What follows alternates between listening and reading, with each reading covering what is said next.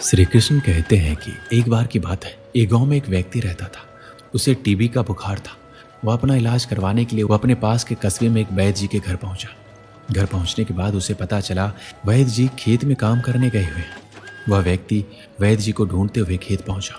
खेत में पहुंचकर उसने सारी बात वैद्य जी को बताई।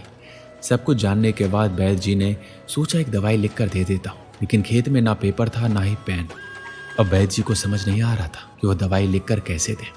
तभी उनकी नज़र एक लाल ईंट पर पड़ी। उन्होंने इस ईंट पर मिट्टी के टुकड़े से दवाई लिखकर उस आदमी को दिया और कहा, ये दवाई ले लेना और इसे पानी में घोल कर पीना। समस्या ये था कि वह आदमी अनपढ़ था। उसे वैद्य जी की बात पूरी तरह से समझ में नहीं आई।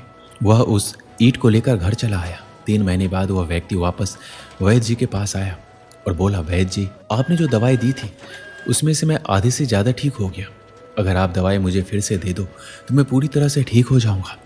वैद्य जी ने कहा, मैंने तुम्हें दिया तो था। वह व्यक्ति कहता है, ईंट तो हमारे घर में भी बहुत है, पर आपने जो उस ईंट पर मंत्र फूंक के दिया था वह दे दो, मेरा काम बन जाएगा। वैद्य जी हैरान हो गए। जब उन्होंने पूरी बात पूछी तो पता चला कि वह व्यक्ति पिछले 3 महीने से उस ईंट को ही पानी में घोल कर पी रहा था।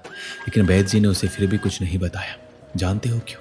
क्योंकि उसे इलाज पर पूरा भरोसा था कि वो ठीक हो जाएगा। वैद्य जी ने फिर से एक ईंट ली और मिट्टी से उस ईंट पर दवाई का नाम लिख कर दे दिया। वह व्यक्ति कुछ समय बाद पूरी तरह से ठीक हो गया। दोस्तों, ये कहानी तो बहुत छोटी सी थी, लेकिन इसमें बहुत ही बड़ी सीख छुपी हुई है। अगर हमें किसी भी चीज़ पर पूरी तरह से भरोसा है तो वह चीज़ होकर ही रहेगी।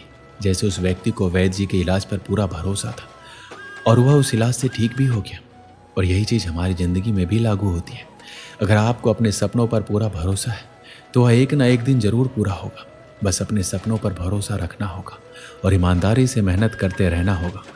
देखना, एक ना एक दिन आपके सपने जरूर पूरे होंगे। विश्वास एक ऐसी चीज है जो किसी भी असंभव काम को संभव कर सकती है। विश्वास अगर आपको एक पत्थर की मूर्ति पर है तो वह आपकी बड़ी से बड़ी मनोकामना भी पूरी कर सकती है। दोस्तों, इस वीडियो में बस इतना ही। मिलते हैं अगली वीडियो में। जय श्री कृष्ण।